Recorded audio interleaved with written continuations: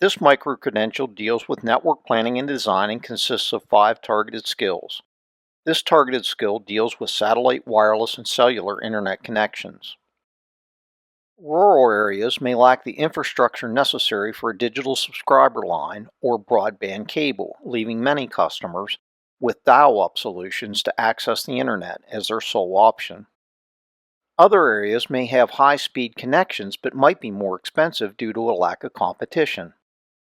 Satellite, wireless, and cellular services have been developed that can meet these needs. A satellite connection is one of the services that requires limited infrastructure. It only requires the installation of a satellite dish and a modem. The dish is used to capture the microwave signal being transmitted from the satellite that is stationed in geosynchronous orbit above the customer's location. A modem is used to convert the signal into what is needed for the computer. There are 2 types of satellite services available. The first one is a one-way connection. In this type of connection, information is downloaded via the dish, but web requests and uploading information are accomplished through the use of a dial-up or DSL connection. The second type is a two-way connection. With this type, the dish is used for both uploads and downloads from the satellite. Satellite connections can provide from 12 to 500 megabits per second, depending on the service provider.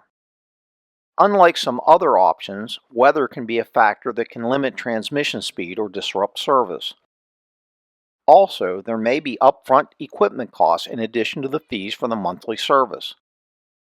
Another technology that is available for rural areas and is a competitor for DSL and broadband cable is 802.16 Worldwide Interoperability for Microwave Access, or WiMAX.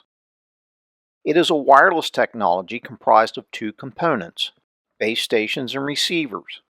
Base stations are either mounted on towers or buildings and are connected via high-speed connections to the internet. Receivers connect to the customer equipment and provide the connection to the base station. WiMAX is capable of providing 2 different types of service: non-line of sight and line of sight. Non-line of sight service takes advantage of lower frequencies, 2 GHz to 11 GHz, which aren't as easily disrupted by physical obstructions and has a range of 4 to 6 miles. Line of sight WiMAX makes use of external receiving antennas to catch the signal and transfer it into the building. Line of sight WiMAX uses higher frequencies, up to 66 GHz, which provide a range of up to 30 miles. Both types of WiMAX provide speeds of up to 72 megabits per second. WiMAX bandwidth, like DSL, decreases as the distance from the base increases and, like cable, is shared with other customers that are connected to the base.